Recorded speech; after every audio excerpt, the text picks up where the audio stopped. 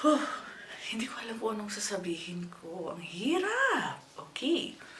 Hello mga Zay! Welcome back to my YouTube channel. At ngayon, meron na naman akong pinakabagong video. At sa videong ito, ituturo ko sa inyo kung paano ko linininisan yung aking mga makeup brushes. Good humor, they say I'm out of my mind. Standing on the outside, but it's cooler, it's fresher. I like it here.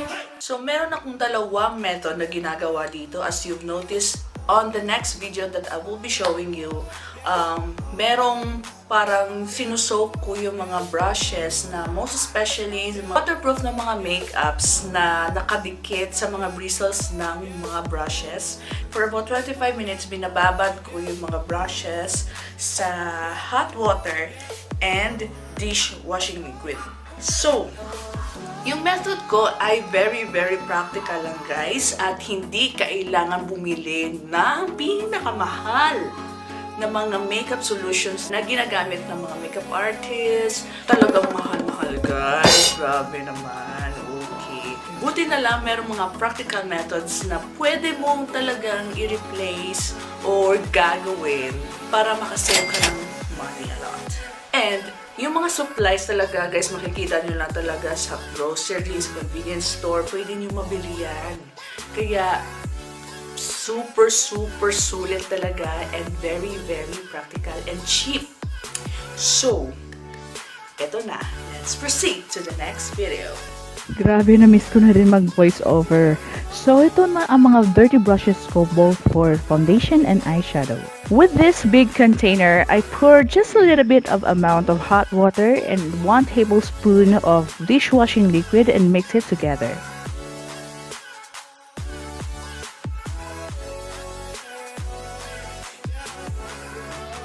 At ibabad lahat ang mga maduming brushes. So makikita ninyo na meron ng dumi agad sa tubig. So the purpose of the hot water is to sterilize the brushes, and the dishwashing liquid is for the oil and the hard stains that cannot easily be removed by regular washing.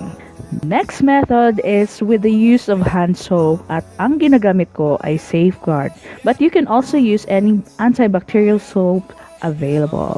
So what I usually do is to break the product by brushing the makeup brush to the soap. And as you can see, the product is deeply removed from the bristles. Just slightly squeeze the brush para matanggal ang sabon. So with this basin and clean towel, dito ko nilalagay yung clean brushes upside down and I let it dry overnight. So same thing ang gagawin ko sa ibang brushes. I also use the palms of my hand to help break down the product from the bristles. So you don't need brush eggs, brush gloves, etc. na makakagastos ka pa more. At malalaman mo na super clean na yung brushes kapag clean na yung bula na nagpo-form habang patuloy mong binabrush sa iyong kamay.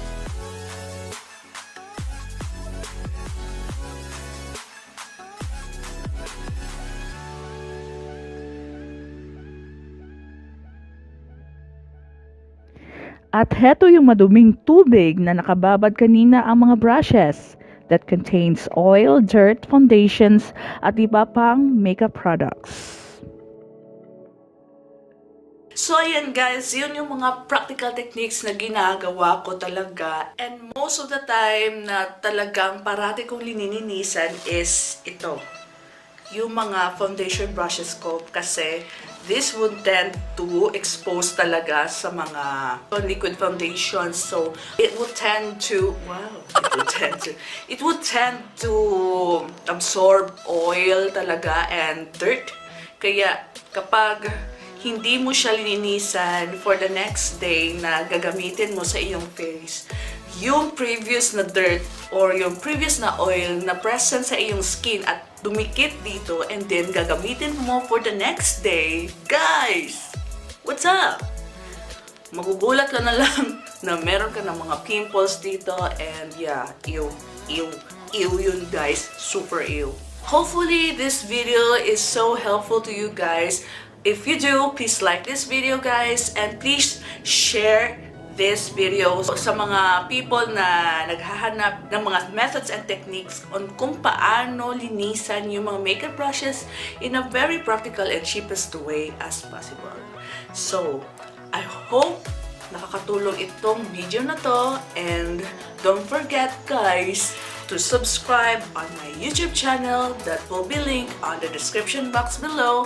And of course, kung nasa YouTube to, don't forget to click the red button subscribe and click the bell notification so that you will be notified in every uploads that I make. So, thank you guys! Cause until now, andito pa rin kayo, hindi kayo sumusuko sa aking laban. Yes! And I'll be promising you guys na meron ako mga updates na mga siguro mga talking na mga videos na gusto ko i-share sa inyo. Kung ano nangyari last time, bakit hindi nyo nakita yung presence ko sa YouTube for about 2 months na. 2 months na siguro yung... Okay!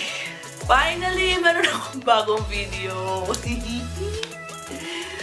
Hindi ko makapaniwala na makagawa ako ng another video dito sa YouTube channel ko guys, kasi talagang ewan ko na lang. I will share that on the next one, on the separate video na lang. So, thanks a lot guys. See you on my next one. Bye!